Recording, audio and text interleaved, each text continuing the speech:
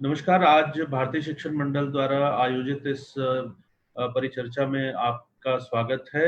आज हम जिस विषय पर चर्चा करने जा रहे हैं वो विषय है जम्मू कश्मीर और लद्दाख। आर्टिकल 370 के बाद Jammu and Kashmir and Ladakh post article 370। हमारे साथ प्रधानमंत्री कार्यालय में माननीय केंद्रीय राज्य मंत्री डॉक्टर जितेंद्र सिंह जी हैं। डॉक्टर सिंह, बहुत बहुत धन्यवाद। इतने व्यस्त समय के दौरान भी आपने जो है समय निकाला इसके लिए। और आप लोग चाहें तो ये जो व्हाट्सएप नंबर जो है वो दिया गया था उस पर अपने सवाल भेज सकते हैं।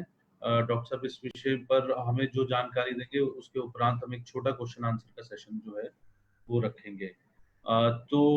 मैं इससे पहले भारतीय शिक्षण मंडल के बारे में थोड़ी सी जानकारी अपने जो दर्शक है उन्हें दे देता हूँ। भारतीय शिक्षण मंडल की स्थापना 1969 में हुई थी और तब से वह शिक्षा और संस्कृति के क्षेत्र में काम जो है वो लगातार कर रहा है। देश के सभी प्रमुख विश्वविद्यालयों और शिक्षण संस्थानों में भारतीय शिक्षण मंडल का काम है। और मूलतः भारतीय शिक्षण मंडल शिक्षा के एक भारतीय मॉडल को विकसित करने की दिशा में काम कर रहा है। डॉक्टर सिंह, मैं आपको आमंत्रित करना चाहता हूं कि आप जो है कृपया अपने विचार हमारे साथ शेयर करें। Jammu and Kashmir and Ladakh post article 370। धन्यवाद अरुण जी। सबसे पहले तो सबका अभिनंदन है और सभी अपने अपने स्वास्थ्य की चिंता करें, टेक केयर। आजकल कोई भी इस प्रकार की चर्चा का प्रारंभ होता है, बैठक का होता है, तो पहले एक दूसरे के स्वास्थ्य और उसके वेलबींग की चिंता की जाती है। तो I am sure everybody is taking good care of himself herself. अब अरुण जी, मैं चाहूंगा कि मैं आरंभ में संक्षेप में ही कुछ बात रखूं। बहुत ज्यादा लंबी मोनोलॉग करने की आवश्यकता नहीं है। कुछ एक इंट्रोडक्टरी रिमार्क्स रख करके we will try to make it more interactive. उससे थोड़ा सा हमारे भी ध्यान में आ जाएगा कि जितने भी हमारे पार्टिसिपेंट्स हैं उनका किन किन विषयों में खास पहलुओं में रुचि है और उसी पर हम ज्यादा विस्तार में आगे वार्तालाप भी कर सकते हैं। तो संक्षेप में कहा जाए कि जैसे आपने कहा, जम्मू कश्मीर लद्दाख 370 उसके बाद, तो सच पूछिए तो जो गत लगभग 10 महीने का अंतराल रहा है, ये अपने में एक ऐतिहासिक अंतराल रहा है, 5-6 अगस्त से लेकर के आज तक का। और ऐतिहासिक इसलिए भी कि न केवल इसने जम्मू कश्मीर और लद्दाख की दिशा बदलने का कार्य किया है, बल्कि सारे देश को एक नया आयाम दिया है, एक नया हौसला दिया है। और प्रधानमंत्री नरेंद्र मोदी जी की एक निष्ठावान नेता के रूप में और एक इच्छा शक्ति से भरपूर नेता के रूप में एक छवि स्थापित करने का काम विश्व भर में हुआ है। और इसी प्रकार से मैं ये कहूं कि गत 10 महीनों का अंतराल एक प्रायश्चित का अंतराल था, वर्षों की कुताहियों की भरपाई का समय, 3 पीढ़ियों के चले आ रहे संघर्ष के प्रायश्चित का, 3 पीढ़ियां और 3 पीढ़ियों के कार्यकर्ता जिन्होंने अपने प्राणों की आहुति दी, अपने जीवन खपा दिए। और ये हमारा सौभाग्य है कि ये बदलता हुआ दृश्य देखने का सौभाग्य हमारे हिस्से में आया। और बहुत ज्यादा मात्रा में तो ना सही, लेकिन थोड़ी बहुत, if not in a very large measure, at least in a fraction of a measure, हम भी इस एक्सरसाइज का हिस्सा बने। और शायद ये इसलिए भी हुआ कि परमात्मा को ये मंजूर था, परमात्मा की विधाता की यही इच्छा थी कि नरेंद्र मोदी जी प्रधानमंत्री के रूप में पद ग्रहण करें और तभी ये पुण्य का ऐतिहासिक कार्य संपन्न हो। अब इसमें आपने देखा होगा कि मैं आगे की बात करने के साथ साथ ये 5-6 महीनों का भी थोड़ा सा उल्लेख कर दूं। 5-6 अगस्त तक ये अटकलें लगाई जाती थी और ये टिप्पणियां की जाती थी कि ऐसा कभी मुमकिन ही नहीं है, ये होगा तो भूकंप आ जाएगा, खून की नदियां बह जाएंगी, यहाँ पर कोई तिरंगा उठाने वाला नहीं होगा। एक ने तो ये भी नेता ने कह दिया था कि मोदी जी अगर 7 जन्म लें तो तब भी ऐसा नहीं हो पाएगा। लेकिन उसके बाद जिस प्रकार का घटनाक्रम चला है आपने देखा। मैं समझता हूं कि one of the most festive seasons in the last 1 year. इसी दौरान ईद आई, इसी दौरान मुहर्रम आया, इसी दौरान दीपावली आई, इसी दौरान होली आई, इसी दौरान गणतंत्र दिवस आया, इसी दौरान स्वतंत्र दिवस आया। कोई ऐसा साल पिछले 30 वर्ष की मिलिटेंसी के दौरान नहीं गया, because I always try to speak with evidence, क्योंकि आज का दौर एविडेंस बेस्ड हो गया, कि जब गणतंत्र दिवस या स्वतंत्र दिवस के अवसर पर कोई ना कोई नामुराद घटना ना घटी हो on the eve of Independence Day और रिपब्लिक डे, क्योंकि और हम भी we had got used to it कि हाँ साहब ये तो है ही है, वो इंडिपेंडेंस डे आने वाला है तो पाकिस्तान ने कुछ ना कुछ शरारत करनी, लेकिन इस बार ऐसा कुछ नहीं हुआ। तो इतना स्मूथली ये गया।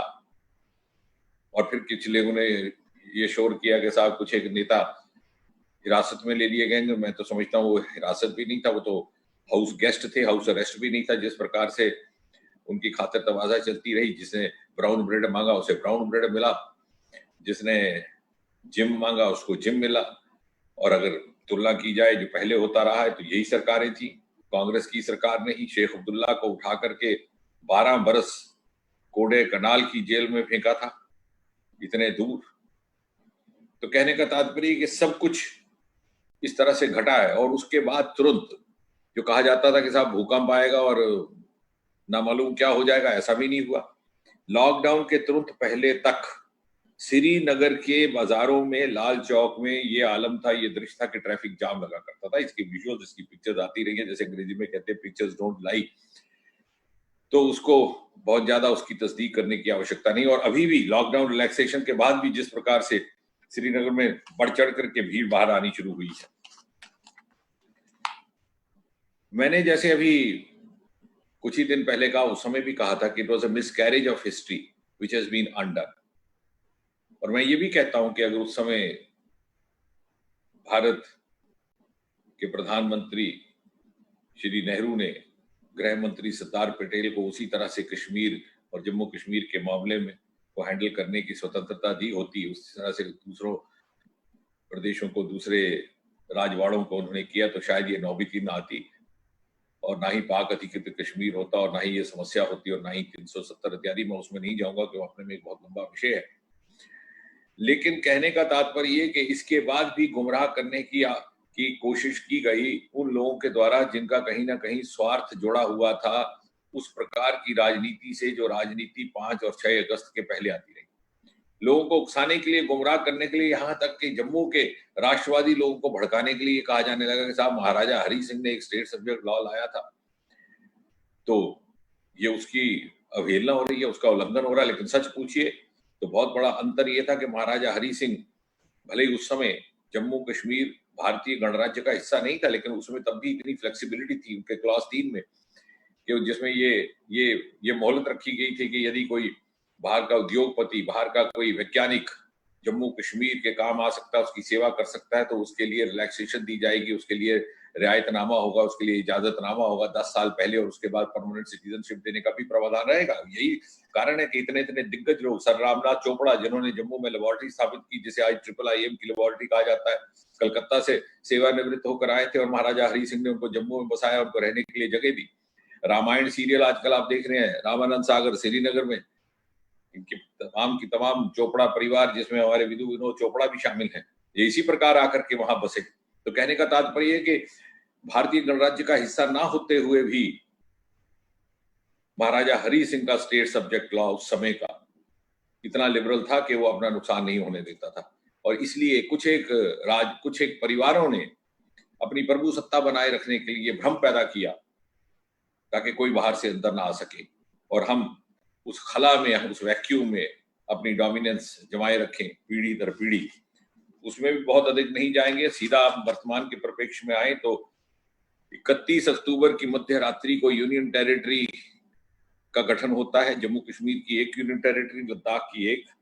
और मैं ये बात स्पष्ट कर दूं और वाजे कर दूं कि the decision to form union territory by the government of India and by the Home Ministry was done after due diligence and after serious exercise। ये नहीं था ऐसे कि साहब यूनियन टेरिटरी बना दिया। कुछ लोग उठ करके कहते हैं कि साहब हमारा दर्जा कम हो गया, हमारा स्तर कम हो गया। तो पहले कौन सा स्तर था उनका और इसका लाभ क्या हुआ, मैं आपको बताता हूँ। यूनियन टेरिटरी 31 अक्टूबर की मध्य रात्रि को बनती है। अगले ही दिन लखनपुर की टोल पोस्ट हटा दी जाती है, जिसको GST के बावजूद रखने का कार्य किया गया था, जो अनकॉन्स्टिट्यूशनल भी था और इलीगल भी था। तत्कालीन वित्त मंत्री श्री अरुण जेटली जी के मन को यह हमेशा बात खाती थी, उनको ठेस रहती थी कि जीएसटी के लागू होने के बाद भी वन नेशन वन कानून जम्मू कश्मीर में, वन नेशन वन टैक्स का कानून, विधान और नियम जम्मू कश्मीर में पालन उसका नहीं हो रहा। और एक ही दिन के अंदर कितना अधिक राशि का अंतर हुआ है, जो लाभ हुआ है, और 2 ही दिन के भीतर इस टोल पोस्ट के हटने से सीमेंट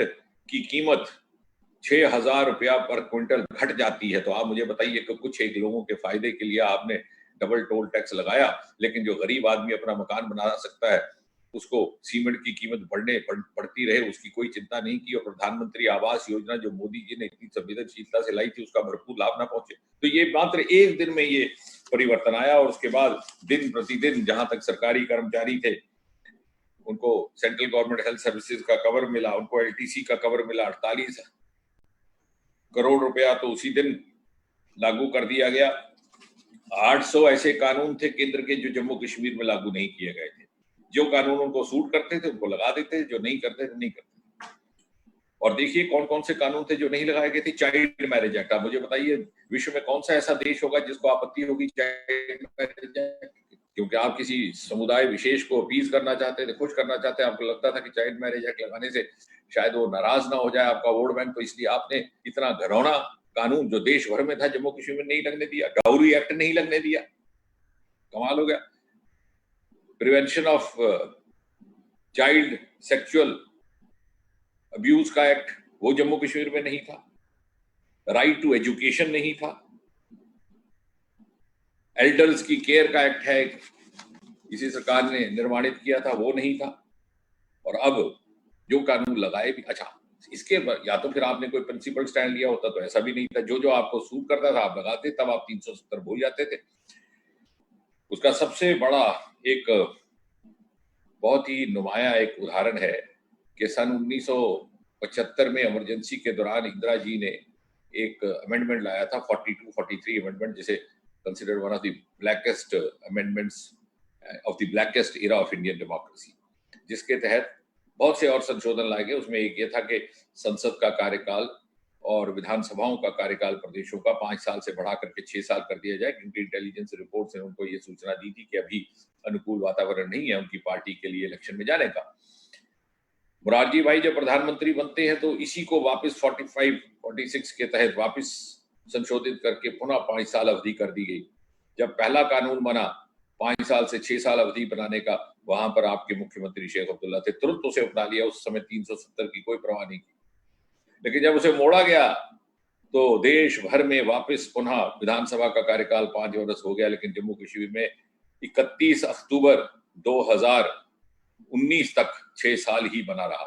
तो कभी आपको 370 याद आ? तो मैं तो ये कहना चाह रहा हूं कि वो लोग जो इस भ्रम में थे कि 370 उनके हित में है या अभी भी सोचते हैं, उनको ये मालूम नहीं कि 370 के नाम पर ही उनको ठगा गया और इट वाज सिलेक्टिवली यूज्ड। अब उसके बाद क्या हुआ, जो कानून लगाए भी गए थे और जो अब सही माने में लगे हैं पिछले 2-4 महीने में, वो भी पूरी तरह से नहीं थे। उदाहरण के तौर पर एंटी करप्शन का एक्ट इनका अपना था, जिसके कारण इतने स्कैंडल हुए, चाहे वो जेके बैंक का स्कैंडल है जो आप रोज अखबार चारों पढ़ते हैं। अब पहली बार प्रिवेंशन ऑफ करप्शन एक्ट 1988 लगा, जिसको संशोधित किया था हमारी सरकार ने। इसी विभाग ने डीओपीटी में 2018 में, उसमें अब रिश्वत देने वाला भी बराबर का कसूरवार माना जाता है। कैट की जुरिस्डिक्शन अब बनी है वहां पर जाकर के, पहले नहीं हुआ करती थी। और अब जो डोमिसाइल का कानून जिसकी नोटिफिकेशन 2 ही दिन पहले निकली है, उसके अंतर्गत जो पाकिस्तान, उस समय के पश्चिम पाकिस्तान से शरणार्थी आए थे पिछले 70 वर्ष में, ना नागरिकता का अधिकार ना वोट देने का अधिकार है। भला आज के युग में ऐसा आप विदेश चले जाए तो वहां आपको कुछ वर्षों के बाद नागरिकता मिल जाती है। और यही वर्ग है जिसके दो व्यक्ति भारत के प्रधानमंत्री के पद पर आसीन हुए, डॉक्टर मनमोहन सिंह और श्री इंद्र कुमार गुजराल। क्योंकि इसलिए क्यों उन्होंने जम्मू कश्मीर में जाकर के बसने की नासमझी नहीं की, और जो जाके बस गए वो वोट के अधिकार से वंचित हो गए। भला ये कहाँ का अन्याय था, कहाँ की इंसानियत थी? पाक अधिकृत जम्मू कश्मीर वालों को उनके पूरे अधिकार नहीं दिए गए। और आज मैं ये दावे के साथ कहता हूँ, और अरुण जी 6 महीने के बाद ये बात हम फिर से तस्दीक करेंगे, जो लोग आज विरोध कर रहे हैं इस डोमिसाइल लॉ का जो परसों ही आया है, मैं यकीन के साथ कह सकता हूं आप उनके बच्चों को अलग कमरे में बिठा करके सर्वे करिए, उनके बच्चे हमें दुआएं देंगे। यदि आज नहीं देते तो धीरे धीरे जैसे उनको समझ आएगी, उनको पता चलेगा कि इस उभरते हुए भारतीय परिप्रेक्ष्य में, जहां ग्लोबल वर्ल्ड का एक हिस्सा बनने जा रहा है हिंदुस्तान, विश्व मूर्ति बनने जा रहा है, तो ग्लोबल पैरामीटर्स, ग्लोबल मापदंडों पर अपने आप को उतारने के लिए ये एक मेन स्ट्रीमिंग का काम करेगा। ये जो विरोध कर रहे हैं इनका स्वार्थ हो सकता है, लेकिन इनके विरोध के बावजूद इनके बच्चों का भला करने का कार्य हमने किया आने वाला समय, और द हिस्ट्री विल विंडिकेट अस। और इसलिए मैं शुरू में कुछ दिक्कतें हो सकती हैं, because we had got condition rate. अब जैसे जैसे जेम का पोर्टल वहां नहीं था, देखिए अगर किसी गरीब को फायदा मिलता है, किसी छोटे ट्रेडर को फायदा मिलता है तो इसमें क्या नुकसान है, लेकिन चंद एक लोगों को फायदा पहुंचाने के लिए आपने वहां नहीं लगाया था। अब शुरू में उनको दिक्कतें आई, उनको समझाने का कार्य होना चाहिए कि भाई देखिए आपको धीरे धीरे यूज होने का वक्त मिलेगा, लेकिन आगे चल करके जब आप ग्लोबल इकोनॉमी का हिस्सा बनेंगे तो भले आप आइसोलेशन में काम कैसे कर सकते हैं। और आपने संस्थान तो बना दिए, एक नहीं दो एम्स। मोदी जी की फराख दिली देखिए, Jammu Kashmir is the only union territory which has not one but two AIIMS. बहुत सारी यूनियन टेरिटरी तो ऐसी है कि जहां एक भी एम्स नहीं है। एक चंडीगढ़ में पीजीआई है, एक मेरे ध्यान में आता है पौंडीचेरी में जिपमेर है। उसके अतिरिक्त इस तरह का नेशनल इंस्टीट्यूट कहाँ है? लेकिन वहां 2 एम्स बन गए, लेकिन इमारतें बन गई, लेकिन ना टीचिंग इंस्टीट्यूट बन सका, ना अस्पताल बन सका, क्योंकि आपने ऐसी शर्तें रखी थी कि बाहर से कोई फैकल्टी आने को तैयार नहीं थी। 8 मेडिकल कॉलेजेस है, 3 मेडिकल कॉलेजेस तो मेरे अपनी कॉन्स्टिट्यूएंसी में पिछले 5 सालों में बने। अब इस परिवर्तन के बाद you will be able to get the best of the faculty. हमारे यहाँ से एक्सोडस बच्चों का क्यों होता था, क्यों जाते थे बाहर नौजवान? कभी हमने इस बात को शोध किया? हम तो राजनीति करते रहे, लेकिन इसलिए जाते थे प्राइमरीली फॉर 2 रीजंस। एक, in search of higher education, B, in search of livelihood. Higher education, आपके पास 8 मेडिकल कॉलेज, आपके पास 2 3 इंजीनियरिंग कॉलेज, आपके पास 2 एम्स, फिर भी आपके बच्चे पुणे बंगलौर जा रहे हैं, क्योंकि उन्होंने वो 2 शब्द पढ़े हैं जो हमें नहीं पढ़ाए गए थे, और वो है जॉब प्लेसमेंट। आपके कैंपस में ना कोई कैंपस इंटरव्यू आता है, ना आपके यहाँ फैकल्टी है। अब उस चीज में बदलाव आएगा and you will be part. हमारे बच्चों के लिए I think this is going to open up new avenues. इसी प्रकार जब वहां इंडस्ट्री लगेगी, क्योंकि इंडस्ट्री के लिए तो डोमिसाइल की काफी रियायतें भी हैं, इमीडिएटली वो लगा सकते हैं, तो आपके बच्चों को वहीं पर रोजगार के साधन मिलेंगे। हमने ये करके दिखाया पूर्वोत्तर में भी और इस व्यवस्था में भी होगा। पंचायतों का देखिए 73 और 74 अमेंडमेंट वहां पर लागू नहीं हुआ था, अब लागू हो चुका है। राजीव गांधी ने लाया था, कांग्रेस सरकार ने लाया था, लेकिन विडंबना ये कि कांग्रेस गठबंधन में रही जम्मू कश्मीर में, लेकिन ये फिर भी नहीं लगाया। क्यों नहीं लगाया? क्योंकि लगभग 6,000 करोड़ की राशि पंचायतों के लिए और 4,000 कुल की राशि म्युनिसिपल काउंसिल्स के लिए, कुल मिलाकर के 10,000 करोड़ की जो राशि पहुंचती जम्मू कश्मीर में, अगर 73, 74 अमेंडमेंट पूरी तरह से लग जाए तो सीधी सीधी चुने हुए प्रतिनिधियों के पास जाएगी, सरपंचों के पास जाएगी, काउंसलर्स के पास जाएगी, कॉर्पोरेटर्स के पास जाएगी। इसलिए उसको नहीं लगाया गया ताकि वो मंत्रियों के पास रहे और वो अपनी इच्छा अनुसार, अपनी अनुकूलता अनुसार उसका वितरण करे, कितना करें ये भी उसके ऊपर छोड़ दिया गया। आज कोई ऐसी पंचायत नहीं है जहां पर पहली किस्त 1-1 करोड़ तक की पहुंच गई है। और सही सशक्तिकरण, मैं तो ये कहूंगा कि वो पार्टियां जो सेल्फ रूल की बात करती थी, जो पार्टियां ऑटोनॉमी की बात करती थी और लोगों को बहलाती रही, ये सेल्फ रूल और ये ऑटोनॉमी सही माने में मोदी जी ने की दिखाई है। जम्मू कश्मीर के लोगों को ये समझाने का पहली बार काम हुआ कि सेल्फ रूल का असली अर्थ क्या है। सेल्फ रूल जहां तक मैं समझता हूं, जहां तक कोई और भी विश्लेषक समझेगा, उसका अर्थ है कि जो सेल्फ से पैदा हो, जो जमीन से उपजे। Autonomy for home? Autonomy for self, autonomy for the family, and self rule for home, rule of the self.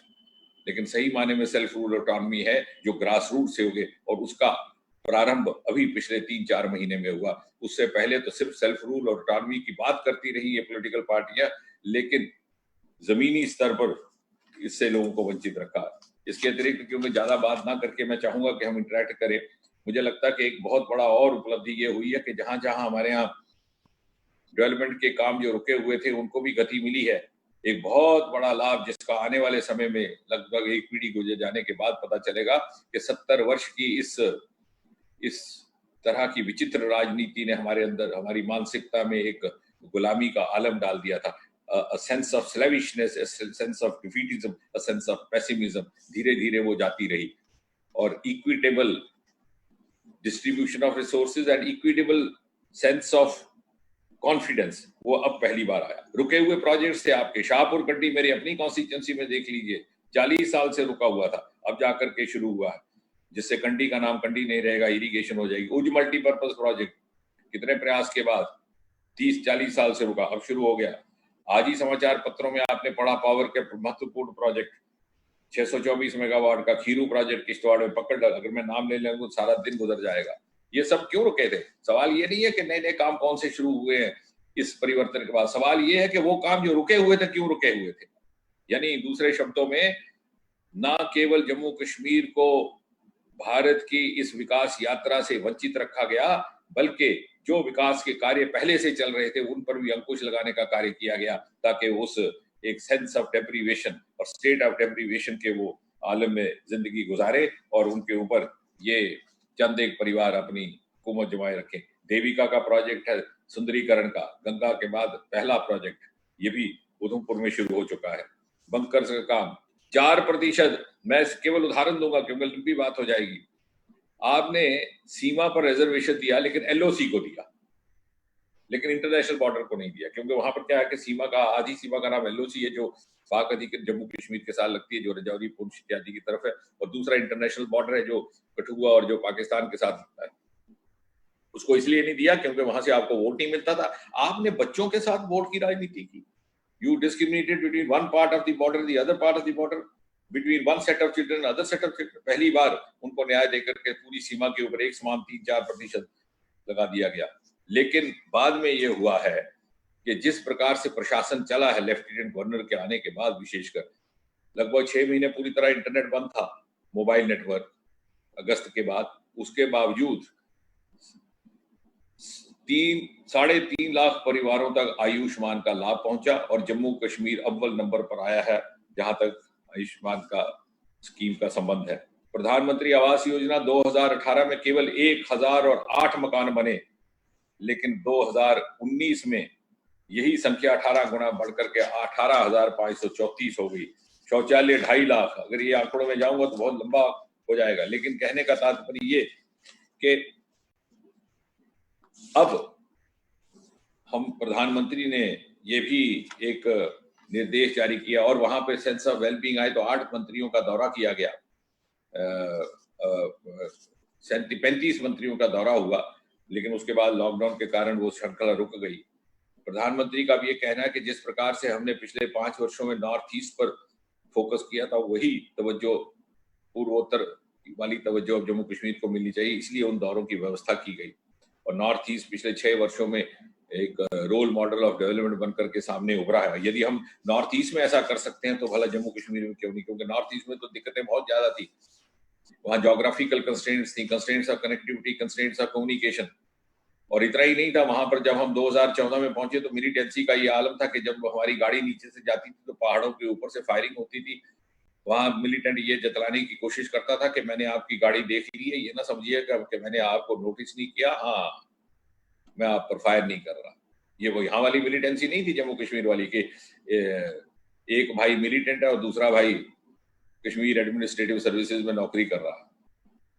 ये उस प्रकार के आलम से, और रोड ब्लॉकेड्स हुआ करते थे 3-3, 4-4 महीने मणिपुर में, दूसरे प्रदेशों में, उससे हटकर के आज पूर्वोत्तर एक मेन स्ट्रीम डगर पर आज आया है।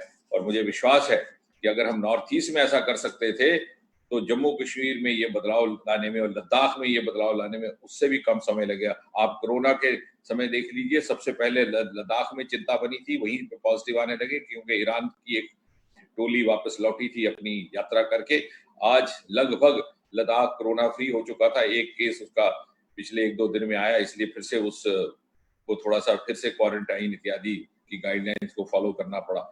एयर कार्गो सबसे पहले लद्दाख पहुंचा। इस प्रकार की प्राथमिकता के साथ चिंता की जा रही है प्रधानमंत्री की ओर से। मेडिकल कॉलेज वहां पर बनाया गया, यूनिवर्सिटी वहां पर बनाने का कार्य शुरू हुआ। ऐसा पहले कभी भी हो सकता था, लेकिन क्यों नहीं हुआ, सवाल ये पैदा होगा। और इसलिए मैं ये कहूंगा कि आने वाले 1-आध वर्ष में, और जहां तक कहा जाता है कि साहब वो नौकरियां कहाँ गई, मैं आपके साथ आपके माध्यम से सभी अपने युवाओं साथियों को कहूंगा, आप थोड़ा समय दीजिए। आज ही घोषणा हुई है 10,000 नौकरियों की, और अगले आने वाले समय में इसी प्रकार से श्रृंखलाबद्ध तरीके से और भी नौकरियां उपलब्ध करवाई जाएगी। लेकिन साथ ही साथ किसी भी जिम्मेवार सरकार का दायित्व ये नहीं होता कि वो केवल सरकारी नौकरी दे, बल्कि उसका दायित्व होता है कि to prepare the capacity for employability, not to create employment but to create employability. और साथ ही साथ जैसे हमने पूर्वोत्तर में वेंचर फंड इत्यादि लगा करके बैम्बू को एक इतना बड़ा बढ़ावा दिया जिससे लोगों के अंदर सेल्फ लाइवलीहुड के नए आयाम पैदा हुए, अवसर पैदा हुए, वैसे जम्मू कश्मीर में हो सकता है। पहली बार पूर्वोत्तर से बाहर बैम्बू का वर्कशॉप 3 दिन के लिए जम्मू में लगाया गया। लोगों के ध्यान में तक नहीं था कि कितने बैम्बू रिजर्व जम्मू में मौजूद है। कठुआ जिला में ही बैम्बू का एक रिजर्व मौजूद है। तो इस प्रकार से आने वाले समय में जब खुले मन से, ईमानदारी के साथ, निष्ठा और प्रतिबद्धता के साथ, और एक ऐसी सरकार रहेगी जिसकी जवाब तलबी मोदी सरकार के आगे रहेगी, प्रधानमंत्री के आगे रहेगी, तो कोई कारण नहीं कि हम इस परिवर्तन को लाने में बहुत जल्द सफल होंगे। और साथ ही साथ मैं बात, चूंकि चर्चा आगे बढ़ाने से पहले अपनी बात समाप्त करते हुए कह दूं कि अगर हमारा अगला लक्ष्य कोई रहेगा तो ये रहेगा कि किस प्रकार से पाक अधिकृत जम्मू कश्मीर को पुनः भारतीय गणराज्य का हिस्सा बना करके, जिसे हम मानते हैं कि वो जम्मू कश्मीर का हिस्सा है, उसे जम्मू कश्मीर का हिस्सा बना करके उसी स्वरूप में जम्मू कश्मीर को बहाल करेंगे जिस स्वरूप में Maharaja Hari Singh instrument of accession पर हस्ताक्षर करते हुए भारत को सौंप करके गए थे। और ये इसीलिए संभव होगा कि अब एक ऐसा निजाम होगा, एक ऐसा प्रशासन होगा जिसमें ईमानदारी है। आखिरी एक आंकड़ा दे दूं आपको, 2017-18 की यदि आप बात करें तो तब भी एवरेज भारत सरकार की ओर से एवरेज सिटीजन ऑफ इंडिया के लिए जो राशि गई थी वो थी ₹8,227, 8,227। लेकिन जम्मू कश्मीर को 3-4 गुना ज्यादा, 27,358 पर सिटीजन, लेकिन उसके बावजूद भी कोई तरक्की नहीं हो पाई। ये कहाँ जाता रहा पैसा, आने वाले समय में इसका भी हिसाब होगा। और जब यौमे हिसाब भी होगा और यौमे तरक्की भी होगी तो मुझे विश्वास है कि आने वाले पीढ़ियों के लिए, तो 3-4 पीढ़ियां तो गुजर गई, लेकिन आने वाली पीढ़ियों का भविष्य उज्जवल होने वाला है। अरुण जी कुछ और चर्चा करेंगे, कुछ बाकी मित्र बताएं तो उसी विषय पर जाएंगे हम। जी, मेरे पास बहुत देश भर से जो है वो आप जब अपने जो है विचार शेयर कर रहे थे तो देश भर से सवाल आ रहे हैं, तो मैं क्लब कर रहा हूँ कुछ सवालों को, ताकि और इंडिविजुअल्स का मैं नाम उस तरीके से नहीं लूंगा क्योंकि उसमें फिर ज्यादा समय लगेगा। एक सवाल जो बहुत लगभग 60% जो हमारे पास सवाल आए उनमें एक ही सवाल आ रहा है कि अब वर्तमान स्थिति में कश्मीरी पंडितों के पुनर्वास को लेकर सरकार का क्या नजरिया है, क्या कुछ परिस्थितियां बदल रही हैं? तो सबसे पहली बात तो ये कि जो डोमिसाइल का लॉ आया है उसके चलते कश्मीरी पंडित समाज के लिए बहुत बड़ी राहत है। और न केवल भारतवर्ष में रहने वाले कश्मीरी पंडित, बल्कि पिछले 3-4 दिन में मेरे पास अनेकों ऐसे मैसेज भी आए, वीडियो मैसेज भी आए, न्यूजीलैंड से, ऑस्ट्रेलिया से, विश्व भर में कई कई बरसों से रहने वाले कश्मीरी पंडितों ने इस डोमिसाइल लॉ के आने के बाद अपनी सेटिस्फेक्शन, अपना संतोष भी जाहिर किया है। और मुझे विश्वास है कि एक तो पहली बात ये कि कोई पाबंदी नहीं रही, कोई मजबूरी नहीं रही, और जिस तरह से इक्विटेबल प्रशासन वहां दिया गया है, उनको उस तरह की वो जो एक एहसास कम तरी जिसे बोलते हैं कि sense of being inferior to other citizen, वो नहीं रहेगा। पुनर्वास का जहां तक संबंध है, दोनों चीजें मिली जुली हैं। सरकार की ओर से तो प्रयास है ही, जारी भी रहेगा, और जितना ईमानदारी से मोदी सरकार की तरफ से होगा इतना कभी हो भी नहीं सका। लेकिन साथ ही साथ सुरक्षा स्थिति भी अब बहुत जल्दी से बदलेगी। ये बात छूट गई मेरे से कहने को क्योंकि बहुत लंबा होता, कि जहां तक मिलिटेंसी का संबंध है, I am confident this is the last phase of militancy in Kashmir. ये जो अब घटनाएं हो रही हैं, ये इन डेस्परेशन मिलिटेंट दौड़ते हुए कुछ ना कुछ वारदातें कर रहे हैं। और जब वातावरण ठीक होगा, जब सुरक्षा स्थिति ठीक होगी, तो बहुत सरल हो जाएगा सरकार के लिए भी वहां व्यवस्था करना और स्वयं कश्मीरी पंडित समाज के लिए भी वहां जाना। दूसरा सवाल जो दूसरा मुद्दा जिस पे बहुत सारे सवाल आ रहे हैं वो ये है कि जो जम्मू कश्मीर और लद्दाख दोनों में ही जो उसका पर्यावरण है और जो वहाँ की संस्कृति है वो वहाँ की समृद्धि का और विकास का मूल आधार जो है वो रही। और पिछले 370 हटने से पहले, 370 वाली परिस्थिति में परिवर्तन होने से पहले और पुनर्गठन जब हुआ इनका, उससे पहले जो है इन दोनों ही चीजों की बड़ी जो है वो उपेक्षा हुई। तो अब जो है revival of the culture and the environment specially, तो इसकी दिशा में आपको क्या लगता है कि what are your thoughts on this? मैं समझता हूँ कि बहुत ये चिंता वाजिब है, इसमें औचित्य है। और मैं तो I will go one step further, मैं तो ये कहूंगा कि इसमें सबसे बड़ी दुखदायक बात यह है कि ये जो कल्चरल इरोजन यदि हुआ भी है तो ये मात्र किसी घटनाक्रम के चलते नहीं हुआ, इसके पीछे भी कोई षड्यंत्र रहा, एक इस तरह की डेमोग्राफी चेंज करने का इरादा रहा। और मुझे ये बताइए कि जो लोग कश्मीर की कश्मीरियत की बात करते हैं, कश्मीरी कंपोजिट कल्चर की बात करते हैं, जब उन्होंने कश्मीरी पंडित को वहां से भाग निकाल के बाहर फेंक दिया तो भला कश्मीर की संस्कृति कहाँ रही? क्योंकि कश्मीर के कंपोजिट कल्चर की सबसे बड़ी खासियत हाईलाइट ये थी कि ये मिश्रण था दोनों ही संस्कृतियों का। तो कल्चरल इरोजन करने के पीछे एक षड्यंत्र रहा, लेकिन मुझे विश्वास है और मैं दावे के साथ कहता हूं कि आने वाले समय में ऐसा कभी नहीं होगा और धीरे धीरे परिस्थितियां बदलेंगी, एक एक दिन में परिस्थितियां बदलेंगी। जैसे हमारे शास्त्रों में लिखा है संस्कार बदलने में 3 पीढ़ियां लगती हैं, 3 तो नहीं लेकिन 1 पीढ़ी बदलेगी। और जैसे मैंने कहा, अगली पीढ़ी यदि आज कुछ स्वार्थ के कारण, कुछ मजबूरी के कारण हम कुछ लोग हमारा विरोध कर रहे हैं, चाहे वो नेता हैं, चाहे वो पत्रकार हैं, चाहे विश्लेषक हैं, इनके बच्चों को पूछिएगा, आज से 20 वर्ष बाद वो बच्चे हमें दुआएं देंगे। और एनवायरनमेंट का भी वही रहा है, जानबूझ करके एनवायरनमेंट का खलल किया गया। हमारे ही बीच के नेता लैंड ग्रैबर्स बन गए, हमारे ही बीच के नेता फॉरेस्ट काटने लगे, और वो कहते हैं कि बागवान बन के उठे और चमन लूट लिया। तो जब चमन का माली ही लुटेरा बन जाए चमन लूटने के लिए, तो भला कैसे बचाव होगा? लेकिन अब वो पूरी तरह बदलेगा। और मैं तो ये भी कहूंगा कि पिछले 5-6 महीने में विशेषकर 31 अक्टूबर और 1 नवंबर के बाद जो बदलाव आया है और जिस तीव्र गति से बदलाव आ रहा है, कुछ लोगों को हजम नहीं हो रहा, क्योंकि वो they were not used to this kind of, वो एक बड़े कंफर्ट जोन में वो रह रहे थे। लेकिन धीरे धीरे बच्चों के साथ न्याय होगा। इंटरव्यू की प्रथा हमने मोदी जी के कहने पर भारत में समाप्त कर दी थी, वहां क्यों नहीं समाप्त हो रही थी? बार बार कहा, मैं डीओपीटी के साथ संबंध रखता हूं, दर्जनों बार तो मैंने चिट्ठी लिखी मुख्यमंत्री को, लेकिन क्यों नहीं हटाया गया? इसलिए नहीं कि रिटर्न टेस्ट में जो बच्चा 95% नंबर लेता है उसको वाइवा में ओरल में 5% दे करके छोड़ दो और जहां से रिश्वत ली है उसको लगा दो। अब वो बात समाप्त हो गई। कुछ एक लोगों को दिक्कत हो रही है, कुछ पैसे लेने वालों को भी हो रही है, जो पैसे देकर लगते थे दोनों तरफ हो रही है। लेकिन अगर एक भी गरीब को न्याय मिलता है, मैं तो ये कहूंगा और सभी अपने बाकी साथियों से भी कहूंगा, यदि एक बच्चा या एक बच्ची गरीब परिवार से आकर के अपनी प्रतिभा, अपनी योग्यता, अपनी काबिलियत, अपने परिश्रम के बलबूते पर रिटर्न टेस्ट क्वालिफाई करके सिलेक्ट होती है या होता है, तो हम उसके साथ खड़े होंगे, भले ही 10 प्रदर्शन हमारे खिलाफ होते रहे।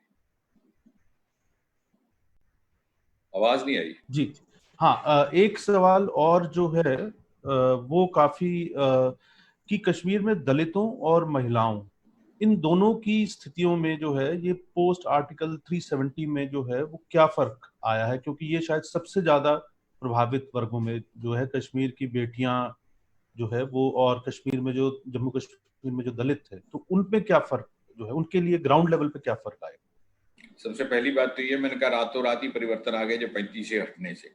वहां की कन्याओं को, वहां की बेटियों को नागरिकता के अधिकार से वंचित रखा गया था। और मैं नाम नहीं लेना चाहता सार्वजनिक तौर पर, कम से कम हमारे 2-3 ऐसे मुख्यमंत्री हैं जिनकी अपनी बेटियां इस नागरिकता के अधिकार से वंचित हो। इत्तेफाक से भारतीय जनता पार्टी का तो कोई मुख्यमंत्री हुआ ही नहीं, लेकिन सबके ध्यान में आ जाएगा। हमारे केंद्र में ऐसे रहने वाले नेता हैं, लेकिन राजनीति की मजबूरी इस तरह सी, जैसे उसने इकबाल ने कहा है कि जरिया मुआश ने गला घोड़ दिया, कि बेटी को भी, अपनी को, घर की परिवार की बेटियों को भी वंचित कर दिया, सिर्फ इसलिए कि हमारा परिवारवाद और हमारी डायनेस्टी पॉलिटिक्स चलती रहे। आज वो समाप्त हो चुका है। महिलाओं में बहुत हद तक राहत हुई है। डॉरी का कानून जो मोदी जी ने लाया, जंटी डॉरी, और जो ये ट्रिपल तलाक का कानून जम्मू कश्मीर में लागू ही नहीं था, अभी 4-6 महीने से लागू हुआ, क्योंकि जैसे मैंने कहा सारे सेंट्रल लॉज लागू हो गए। और अगर ये परिस्थिति ना बदलती, अगर ये संवैधानिक परिवर्तन ना होता और अगर ये यूटी भी ना बनती, तो शायद ये संभव ना होता। ये लाभ हुआ है, क्योंकि जिन लोगों को समझ में नहीं आ रहा उनके प्रैक्टिकली ये चीजें आई हैं। मेरे ख्याल से महिलाओं के लिए, औरतों के लिए, कन्याओं के लिए बहुत, दलितों की बात की आपने, यही एक इलाका था पहले अर्स्टवाइल स्टेट के जहां पर पॉलिटिकल रिजर्वेशन नहीं थी शेड्यूल ट्राइब के लिए, अब वो लागू हो चुकी है।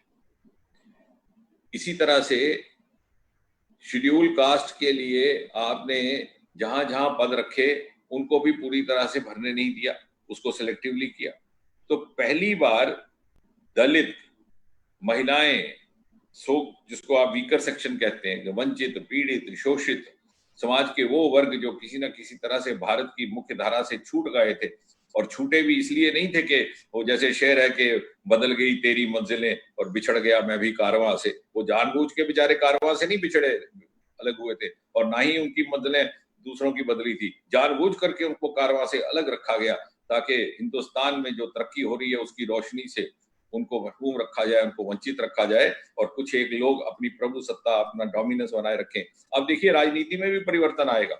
जिस प्रकार से पंचों सरपंचों के चुनाव हुए हैं पहली बार, पहले तो कहा सकता है पंचायत का चुनाव हो ही नहीं सकता, कितना पुरअमन तरीके से शांतिपूर्वक हुआ है और सही लोग चुन करके आए हैं। यही आने वाली नस्ल में, आने वाले समय में यही सही माने में इस जम्मू कश्मीर या लद्दाख के नेता भी होंगे और प्रतिनिधि भी होंगे। ऐसा नहीं है कि पहले दादा, फिर पिताजी, फिर बेटा, और बेटे के पैदा होने से पहले ही उसका जन्म कुंडली बन जाती थी कि ये मुख्यमंत्री बनेगा। तो ये सारा कुछ 3-4 महीने में हुआ है, इसका एहसास होने में वक्त लगेगा। मैंने कहा एक पीढ़ी लग सकती है। एक आखिरी सवाल, क्योंकि समय हमारे पास शॉर्ट है। आप जम्मू कश्मीर में क्या एक नए राजनीतिक संस्कृति का उदय भी देख रहे हैं? क्योंकि जैसे आपने कहा कि, और सभी जानते भी हैं कि एक कुछ परिवारों ने जो है वो जम्मू कश्मीर की राजनीति को अपनी जेबी राजनीति, एक तरीके से जेबी स्टेट बना लिया था अपनी राजनीति करते हुए, उन्हीं के बीच में जो है वो डाइस रोल करता रहता था। तो अब एक नई, क्योंकि पंचायतों में कुछ नई पार्टियां भी बनी हैं, तो ओवरऑल एक नए पॉलिटिकल कल्चर का उदय आप जो है वो देख रहे हैं? देखिए, सबसे पहली बात तो ये है कि जैसे पूर्वोत्तर में भी हुआ था, जब मैं पहली बार 2014 में पूर्वोत्तर में पहुंचा तो मेरे साथ एक बड़े दिग्गज नेता भी मेरे पहुंचने के थोड़ी दिन बाद वो पहुंचे, तो उन्होंने पहली बात कही कि जितेंद्र सिंह, मैं तो चौंक गया यहाँ आकर के। मुझे किसी अखबार वाले ने कहा कि are you a leader from India? तो ये बात चूंकि जानबूझकर हमारे राजनीतिज्ञों ने ही ये खला बना करके रखी थी, टू रूल इन आइसोलेशन। जैसे आपने आजकल क्वारंटाइन सेंटर बना दिए हैं, तो उन्होंने हमें क्वारंटाइन सेंटर बना दिया था जम्मू कश्मीर को। और इसका पॉलिटिकल फॉल आउट एक तो ये हुआ, जैसे आपने ठीक कहा, चंद एक परिवारों के हद तक रही, तो वो that is not true democracy. दूसरा, ग्रास रूट डेमोक्रेसी, वैसे तो सेल्फ रूल की बात करते थे, वो भी नहीं होने दी। अब माहौल खुला है। दूसरी बात ये कि इसके चलते पिछले 60-70 साल में जो क्षेत्रवाद शुरू हुआ, रीजनल इम्बैलेंस, जम्मू के लोगों को लगता था कि सारा कुछ कश्मीर में जा रहा है क्योंकि कश्मीर केंद्रित राजनीति है। लद्दाख को ऐसा लग रहा था कि मेरे हिस्से का भी सारा उसी तरफ चला जाता है। तो उनके अंदर एक एहसास कमतरी भी आया, सेकंड सिटीजन होने का भी भाव आया, एक स्लेविश मेंटेलिटी भी आई कि साहब यहाँ पर तो अगर अपनी जीविका को प्राप्त करना है और अपना जीवन गुजर जाए सरलता से, तो उसका यही है कि सर झुका करके जिए। उसका भी, और जैसे कहते हैं कि बच्चा जो है वो सीखता कह करके नहीं सीखता, वो वॉच करके सीखता। You can not sermonise the child, he learns by your practice. तो जब हम खुद सर झुका करके गुजर गए तो बच्चे ने भी यही सीखा। इसलिए जम्मू की मानसिकता पर भी बहुत इसका प्रतिकूल असर पड़ा है, जो हमारा राजनीतिक वहां पर एक कल्चर रहा। लेकिन अब देखिए धीरे धीरे अभी भी उसमें से निकलने की बड़ी मुश्किल हो रही है। अभी कुछ ही दिन पहले हमारे कोई युवा लड़के आए, तो उन्होंने इम्तहान दिया हुआ था, रिटन टेस्ट, और उनके शायद सिलेक्शन भी होने वाली थी। तो मुझे कहते हैं कि सर बाकी सब ठीक हो गया, लेकिन अब ये है कि कहीं लिस्ट ना बदल जाए और सारे कश्मीर वाले आ जाए। तो लद्दाख वाले भी ऐसे ही कहते हैं। मैंने कहा बेटा, जो बदलने वाले थे लिस्ट में वो तो चले गए, आधे जेल खाने में है, आधे वीराने में, तो तुम्हें किसकी चिंता है? तो क्या है कि हमारे मन से अब 370 हट गया, ये अभी नहीं जा रहा।